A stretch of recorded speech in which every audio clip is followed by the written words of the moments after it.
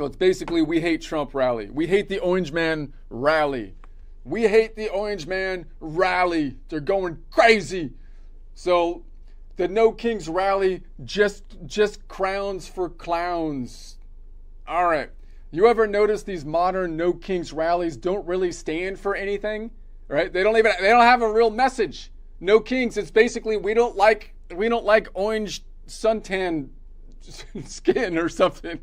So they just stand around mostly waiting for someone to film them, for crying out loud. They say they're upending the system. They're upending the system because that's what the deconstructivists do. You see it in all the movies. They try to upend all the movies so that they don't have any kind of actual story that gives you any kind of meaning about life or anything because they've upended it.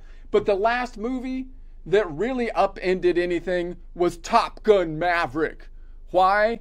Because you can't beat 30,000 feet for an upending. You can't beat 30,000 feet if you're going to upend it, right? That's a really up high ending. So Top Gun ends with fighter jets blazing across the sky. Meanwhile, these folks can't even get their chant in sync without a sponsor, for crying out loud. The sponsor's got to come in there and try to say, okay, people, stop mimicking people getting shot and whatnot in the street, and let's do a chant that doesn't look like we're bloodthirsty animals out here. Dang progressives can't pull off anything right these days, I'm telling you.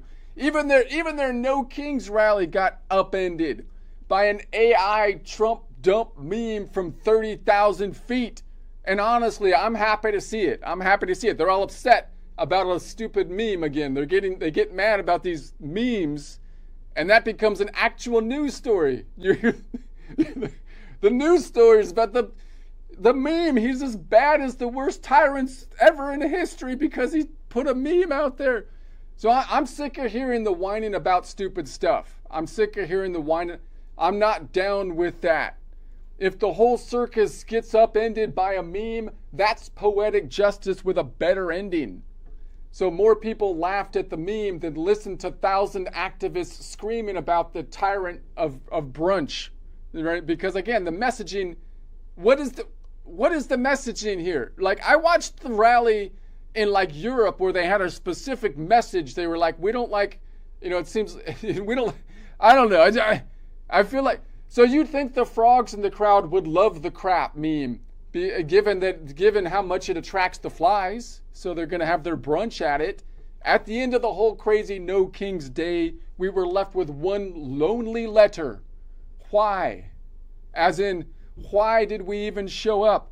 And by the end of the week, America collectively ended with another letter, K, as in, okay, that was totally meaningless. Let's move on to something useful now. So let's move on to something that actually flies, like a decentralized, capitalistic, that's right, capitalistic, decentralized. That's what decentralized system means in terms of the economy. If you centralize the system, you end up with the king or king equivalent, such as communism or something like that.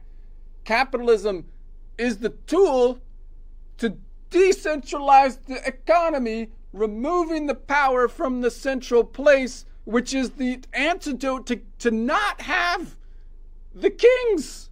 But you see, they somehow they missed that, and then it's a republic. Again, the republic is important here. Like it's not just democracy; it's a democratic republic. Because again, the republic is the tools.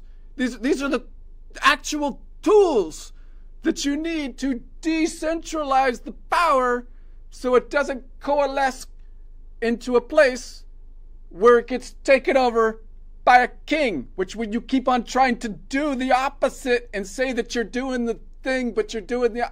So that's something that can upend the whole world, for crying out loud. Finally turning people right side up for once.